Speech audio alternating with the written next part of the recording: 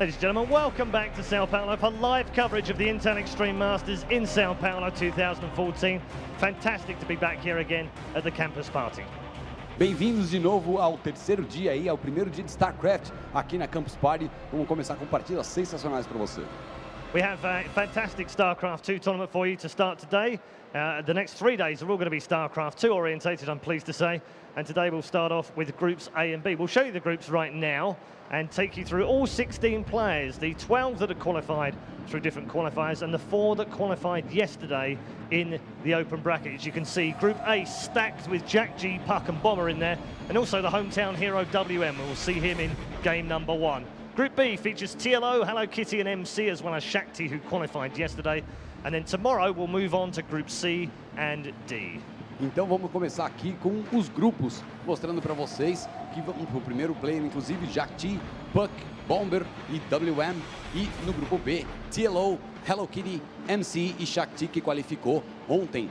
Então, amanhã e depois a gente vai ver os grupos C e D e, logicamente, o resultado disso. So we'll start day 1 off with Group A, and we'll start with a very big name indeed in StarCraft 2. He has already become a GSL champion in the past. He's currently ranked number 72 in the world, but is definitely looking to improve on that as he goes for WCS Europe Premier League this season. He is the Korean Terran from My Insanity. He is Jjakji. He goes up against the man who came through the open bracket yesterday and holds Brazilian hopes in his hands and is looked to be the very large underdog indeed. He is WM from Brazil.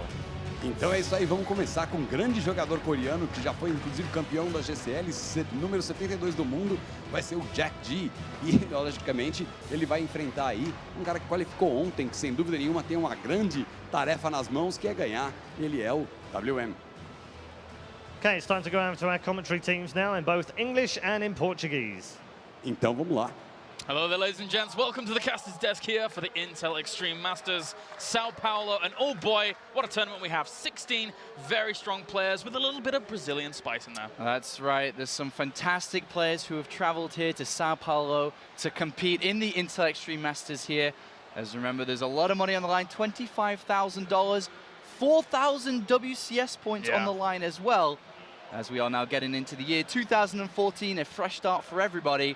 But this is the first major tournament of the year, and who's going to do well this weekend? Yeah, you're right. A lot of WCS points on the line, making it the first event here that we have of proper points attributing to that WCS system. So for 2014, so a big opportunity for some of these players to get a little bit of a leg up ahead of the competition with the tournaments now starting. Obviously, some people have got a few points from Challenger, but if they have been advancing up through the ranks, then they will get a bit more. Some people have 50 points here or there, but it's nothing compared to what's on the line at this tournament. But even though it is a fresh start for a lot of players in 2014, this is the 4th installment of the Intel Extreme Masters in Season 8.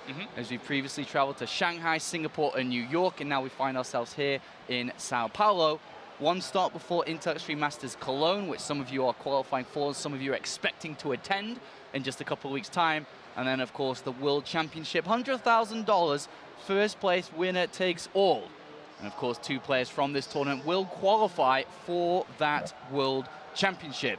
And one question, can Jjakji be top 2 in this tournament? Can he? I mean, a lot of people are backing him in the European scene right now. He's gone on record to say that if anybody tries to take the top spot on the European ladder from him, they're going to have a very hard time. Well, Jjakji qualified through the European qualifier, going undefeated against the likes of Stefano, the likes of Happy, Snoot, Mana. He is dominating the European scene, having traveled from Korea, where previously was a GSL champion, back in his glory days in 2010, 2011. But now in 2014, he's traveled to Sao Paulo here. He wants a top 2 finish. He wants those WCS points. He will be playing in WCS this year in Europe. And he goes up against WM here. Unknown to the majority of fans watching StarCraft here. Teamless. 17 years old. Yeah. Did qualify through the open bracket yesterday. Did qualify through the lower bracket of the second qualifier, losing in the winner bracket. Took a couple of names under his belt, but of course is going up against an absolute giant here. Yeah, he really is. Jjakji, you know, being like, he was the youngest GSL champion up until the point where life appeared on the scene, and that was a long, long time, considering Jjakji took one of the first GSLs during all of that. But WM, a guy that not many people know about, he's very, very happy to go for things like counterattacks and use heavy muta play. Never, ever, apparently, goes for things like swarm host. He's not a big fan of that kind of play, so he plays a very, very mobile style, which, you know, as, you know, playing a little bit of Zerg myself, I do love. I really love seeing Zergs being able to employ that super, super mobile style. But Jjakji's style is very ordinary, I think we suppose is the best way to call it. He just plays the game standard. And when I say standard, he uses the most common and most popular builds that Terran players can use in every single matchup.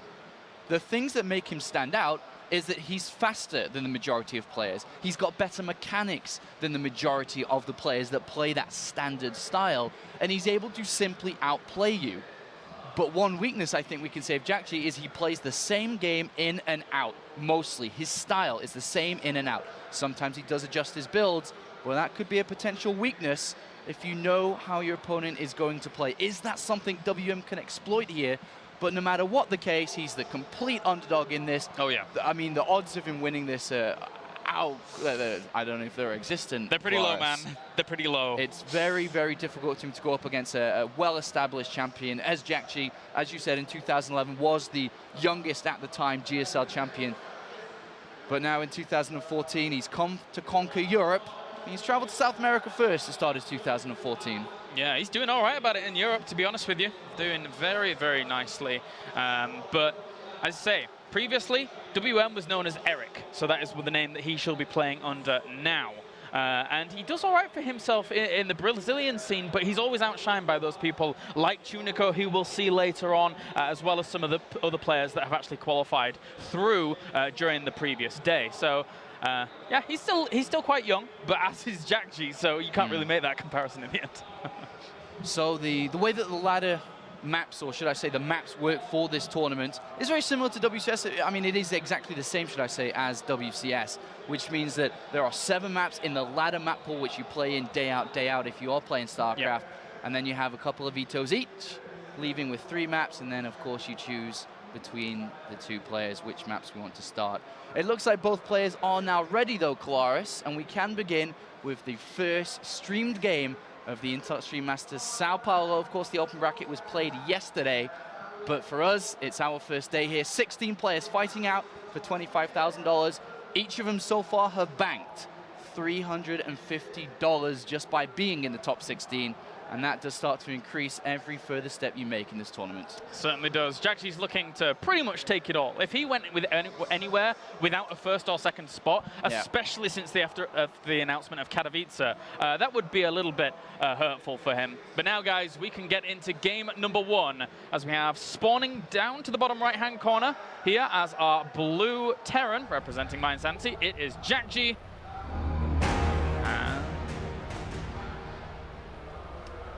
And down to the bottom left, we have our red Zerg. He is WM.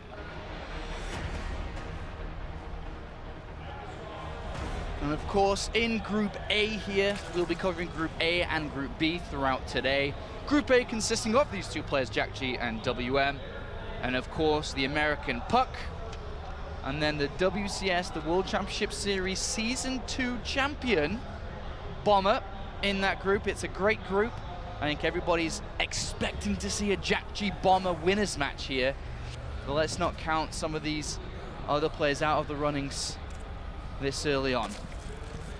Certainly so. I mean, people like Jjakji, very, very strong. WM, you know, maybe we could see an upset. Maybe we could see an upset, but I don't really, I'd be surprised if we did, as Jjakji's just looked so on point as of late. WM probably going to try and catch his opponent out with counterattacks, surprise Jjakji a little bit, but how do you do something like that against a player that is so, so strong? Yeah, he's absolutely incredibly strong. Jjakji's just going to open up with taking a barracks on 12 supply here, and then the refinery on 12 as well.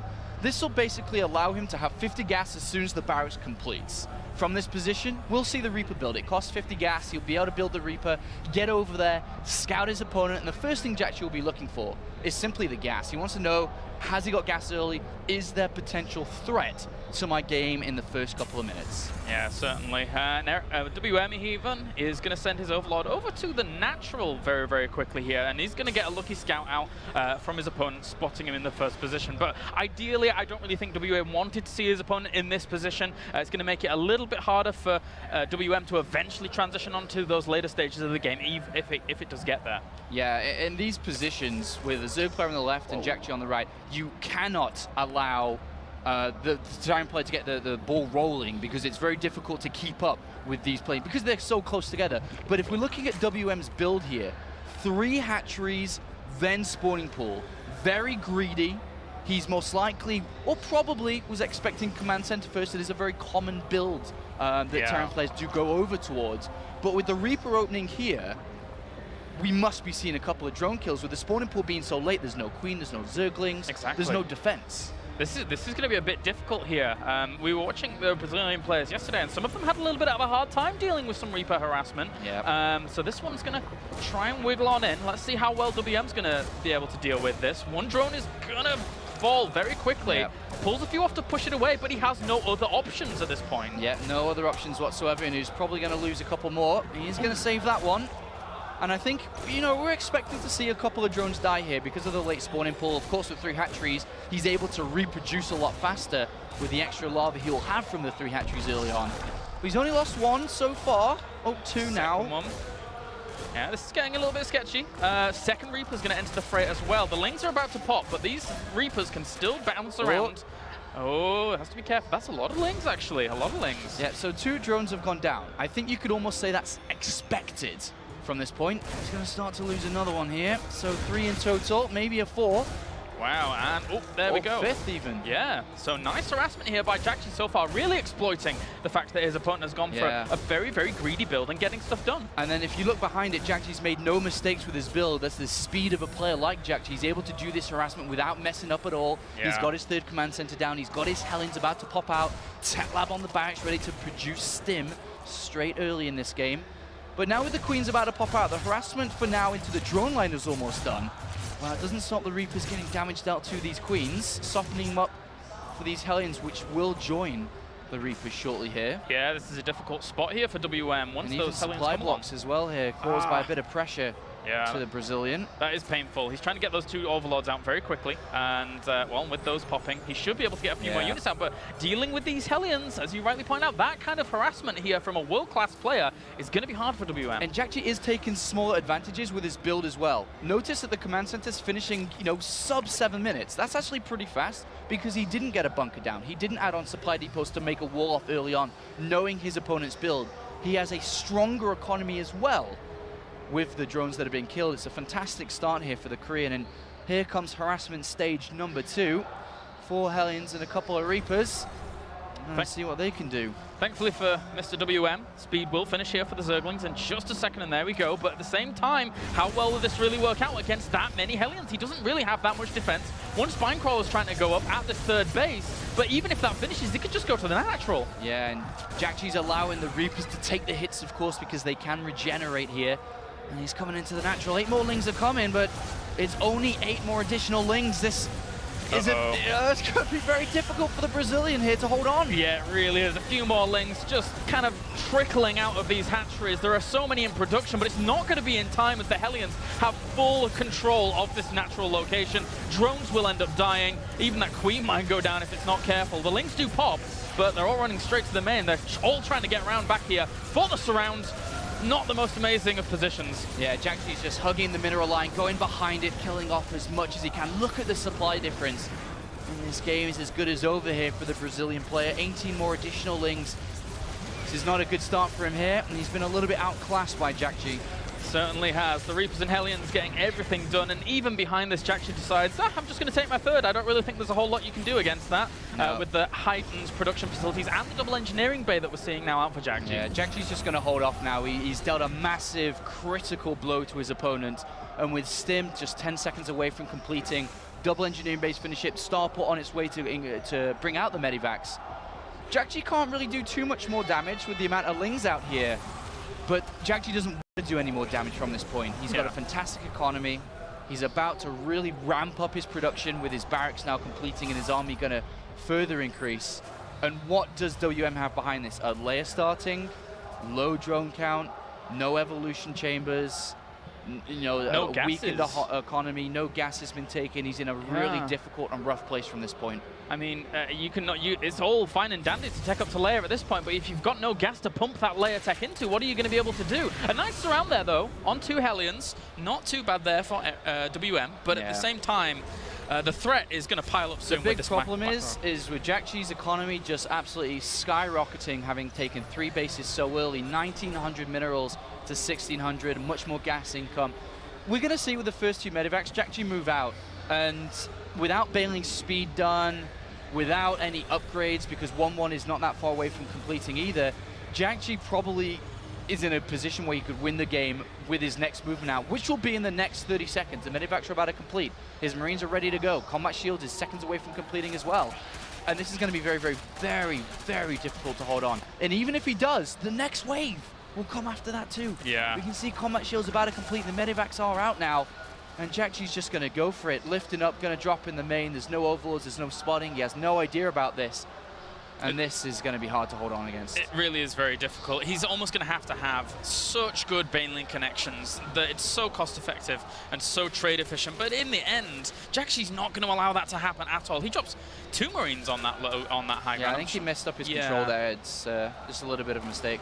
But with 1-1 about to complete, as we can see, and then all the units in the middle of the map as well. Yeah, way out of position. Those Banelings nowhere near. They don't have centrifugal hooks. They can't reinforce quickly enough. They're going to go to work on the drones here. Are the Marines doing really, really nicely so far for Jjakji? And it's even a brilliant position against the Zerglings. Well, these Marines are just going to shred these Lings. 1-1 upgrades. The Banelings, sure, he might pick up here, but... Oh, nice focus fire. Really nice focus fire there by Jjakji. He loses a few Marines, but it doesn't really matter. He's also doing damage at the 3rd base. He killed off the Spine Crawler. He's just going to rally. Smells GG. You can see the victory. Look at his units in the middle of the map, just waypointed across the middle. He's going to set up a camping set, a camping tenting location.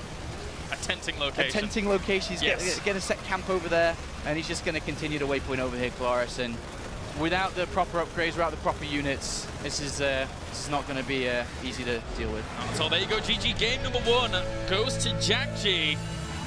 And now WM has a very, very tough road ahead of him if he's able to, if he wants to take this series. Jjakji just looked monster mode there. Absolutely fantastic and clean play. The funny thing is, as we described Jjakji earlier, nothing special. Yeah. Nothing special at all. A normal build, normal strategy, executed perfectly, and unfortunately the Brazilian could not keep up. WM here, the teamless Brazilian, could not keep up. And he put himself in that position just through his opening build order choice. Going 3 hatcheries before spawning pool, already delaying any defense from the spawning pool, the Queen and Lings. He was already in a difficult position, losing 5 drones off the bat.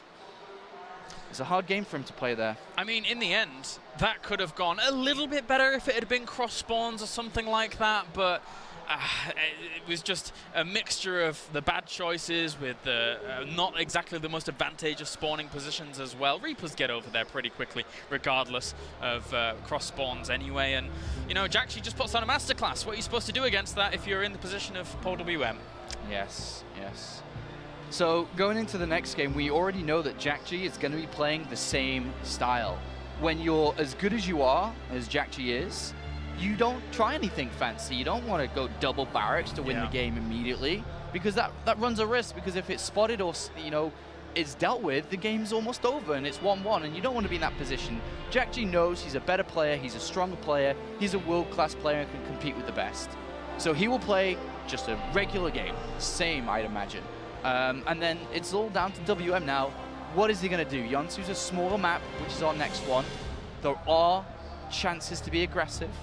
He could try to win the game early. He may just not play 3 hatcheries on this map and go into a regular one. We'll see. All right, well, as you said, Yonsu, a much, much different map. As we now start the countdown for game number 2, Jjakji versus WM. Jjakji looking for the first win of the day. He's got his GSL badge on there, signifying that he was a champion of the most prolific tournament in the world. November 2011, a long time ago, as we are now in 2014. But still, Jjakji, of course, has had a rocky couple of years, the past couple, but he's looking to have an absolutely blinder of a year this one. Oh yeah, I mean, it's crazy because in the end, we have Jjakji here, who recently gave up his spot in Code S to come and participate in WCS Europe. So that shows the caliber of a player that Jjakji is. He was under the radar for a long, long time, but he was a Terran in Code S, man. There's not many of those left. He finished in 6th place in the World Championship Series Premier League in Season 3. And this is when we saw the likes of Dia dominating. You know, he played in a very difficult era during that season, and he came 6th. That's a fantastic finish. You know, Jjakji has always been a good player. He struggled towards the end of Wings of Liberty when Zerg was at its strongest. It was the rise of Zerg at the end of Wings of Liberty, and he was struggling, like a lot of other players, if we'll be honest here. But then come Heart of the Swarm in 2013, and then the WCS system in 2013, he started to rise again. And then towards the end of the year, he was, you know, not quite a champion, but he was up there again. And with 2014 here, I'm expecting big things from Jjakji in Europe. Absolutely challenging for titles in the Premier League, challenging to go to BlizzCon at the end of the year, and here today, as simple as it is, challenging to be top 2 at the Inter-Extreme Masters Sao Paulo. Yeah, at least so he can go to that World Championship. That would be fantastic for him. And to be honest with you, you know, despite anything that's going to happen at Katowice, even just participating in that tournament for the chance to win 100,000 is absolutely mind-blowing. It's going to be a crazy tournament. Yeah, decent little start here from WM. He's got a bit of harassment down onto this SCV. He was only 2 hits away from killing it. And that's a good start. I mean, he hasn't opened up with 3 hatcheries. He's just gone for the normal hatchery first, and we should be seeing the spawning pool come down now. He doesn't want to go into the same pattern that he was before, where he was almost on the back foot from the very beginning. And a new game, new start. Excellent setup from WM not to fall behind immediately to the harassment of Jjakji. And we'll have to see if he can keep up with the Korean. So far, so good. Yeah, and now, as you rightly pointed out, when we were going into game number 2, I don't think Jjakji changes anything up. He can quite happily just harass with Reapers, maybe even get a drone or 2, despite the fact that WM has opened in a more standard way. Yeah. And then from there, use that Hellion harassment, and then we'll fully see how well our Brazilian competitor is able to deal with the standards of a Terran, which he may crumble under. We don't know yet, because we didn't see the proper standard play from him in game 1. All right, well, the Reaper's over here. Shouldn't really be losing a drone at this level of play at the Inter-Extreme Masters, a big international tournament with this amount of money on the line and WCS points. You shouldn't be losing a drone here. You know, you're obviously going to take a couple of hits. You've got the Extractor to jump into. You've got a Spore Crawler to be built, which he does. Nicely done. Sends out a few links to push it away. And he does survive. Excellent start here. Doesn't take any losses, but doesn't want to mess up with his build. For example, he's missing an Overlord. He needs to build an Overlord. You know, playing at this high pressure, sometimes you do make those mistakes, because what's going to happen with the Queen's about to pop and he's about to lava inject, he can't really build anything. He does squeeze in that Overlord at 28 out of 28, so he is supply blocked at the moment. Certainly a little bit of delay there, trying to get to that drone, blocking off there for a second onto the Extractor. A little bit of fortunate position for Jjakji, but WM manages to squeeze on past. He does squeeze on past, and now the supply block's gone, he can open up his drone count once again and get these Queen's Rock. He's going to have to build another Overlord pretty much immediately there, and he does. But so far, so good. As back at home, Jjakji is just playing very normal. I think the difference here, though, is he does have the second Reaper, or it's at home, okay. So Jjakji playing even a bit cautious himself, having the second Reaper at home here, in case Lings ran around the Reaper that he didn't see, that could harass him. Is currently, without the Hellions out, there's no defense at home for Jjakji, which is the reason for that Reaper being there. He's going to follow this up with Banshee from here, so, well, aside from the Hellions, obviously. So this is going to throw an extra spanner into the works of WM, and we'll see now if he's able to prepare for all of this harassment, which, again, is very, very standard, but this one poor little drone trying to morph in. Yeah. Oh, he was trying to get the third base down, and unfortunately, he's going to be delayed a little bit on that until more Zerglings come to help. But yes, as you said, Jjakji had taken a second gas here. He's got the starport on the tech lab now, and we'll be playing Hellion and Banshee. with this kind of style, he delays his third base a little bit more, delays his upgrades, but he increases the level of harassment that he has to use here. And this is saying that, okay, you didn't deal with it very well last game. Let me play it even harder this time, and can you deal with it? Nice control here so far by Jjakji, trading very nicely. Doesn't want that Reaper die, but it does in the end. Those Zerglings connect with it pretty well. And a second Reaper will actually fall, so that's going to deny the tanking ability from these Hellions, as they'll have to just rely on their own shields. And even one Zergling manages to sneak in a Hellion kill, so it's not going too badly for WM, but he does lose another Queen. Yeah, and remember the Banshee's going to pop out in a second, if not already out here. And yeah, it is making its way over, so... Yep. And how many Queens does he have out? He does have 2 across these bases. The creep spread... But 2's not enough. Yeah, it's not... Because you're not going to bring the Queen from the main base to come help defend the third. There's no creep spread. He could end up losing his third hatchery here. He could do. That's quite a lot of links to hold him at bay, but we'll see. Because now those Hellions are going to go to work on these. And that Queen is going to be very, very hard pressed to defend against all of this. As constantly Jjakji now puts on the pressure, trying to kill off as many Zerglings as possibly can do, microing back and doing very well, really not taking too much damage. WM's under a lot of pressure once again. Yeah, a lot of pressure, and as the build described and the strategy described, Jjakji was going for the pressure. He wants to put it on, and he is. He's doing this excellently. Yeah, and microing back around those mineral lines. I feel that the drones might have to be pulled to try and help this out, but even that's going to be really, really hard to make work. There's a few more links on the high ground, but Hellions just constantly flood in, and even if they get cleaned up, another Bats is on the way as well. So this is just spiraling out of control here for WM. Yeah, Jjakji has got his third command center on his way, double engineering bay behind it. It's not a good start here once again, and I think as expected, the Korean player is outclassing the Brazilian who made it through the open bracket, WM. Maybe these Hellions just still dancing on around as well. So right now, the Queens, they can't contest with these Banshees. The Banshees are having full free reign over this location. And, well, Jjakji's trying to control everywhere, but the Banshees are just doing everything for him. He doesn't really do much else. Yeah, the Banshees have killed, with the Hellions, 14 drones, couple of Queens. There's a very weak economy once again, just 26 drones compared to 3 command centers and up to 50 SCVs. Even this counter-attack set up there by WM gets pushed back immediately by the Hellions waiting at home. And if he loses that hatchery, which looks like what may happen here. Certainly does. That Queen should maybe get out just in time here to be able to try and push it away, but still, 3 Banshees out now. Just too much for our Zerg player to deal with. WM trying to go for his standard go-to counter-attacks like you mentioned before, but even that is not going to work. A little bit of a sloppy control there by Jjakji, loses 1 Banshee, but still. He's going to go for the hatchery kill here. He knows his opponent is bleeding, cloak activated, Spore Crawler gives that one, well, detects that 1 Banshee, and with that hatchery down, he's, oh, this is rough. Yeah, very rough indeed. Completely strangled on multiple angles, and poor WM here in series number 1 of his tournament. It's not going so well. He even sees all the production that Jjakji's adding on behind this. So even if he was somehow to deal with this torrent of aggression that we're seeing from Jjakji, it's just going to be too difficult to deal with the follow-up. Yeah, absolutely. Jjakji's played this series out fantastic. Game 1, spotted a weakness of his opponent, which was the fact that he was weak under this heavy aggression and heavy pressure play. And now Jjakji in a dominating position. WM not going to give up though. Not going to give up here. He would, if he lost this game, have to go up against the loser of either Bomber or Puck. 2 well-established players in the StarCraft 2 scene. And it only gets difficult, more difficult here. Yeah, it really does. A few more lings in production here for Eric to try, WM to try and get this going, but with 1-1 even finishing up whilst an evolution chamber was killed off and only +1 carapace halfway done right now, as he needed extra gas or just extra anything, extra money to actually get that defense going. This is so brutal. Jjakji's just, he's on the victory march right now. Well, Jjakji's a tournament favorite here, Clara. I think a lot of people, are expecting Jjakji to do well. He's got a lot of fans. And he wants to play against Bomber in the winners match, another expected player to make it through strong in Group A. And Jjakji now with the relentless waypoints of units from this position. All the barracks have reactors on. He's building 13 Marines at a time. A fantastic set of production.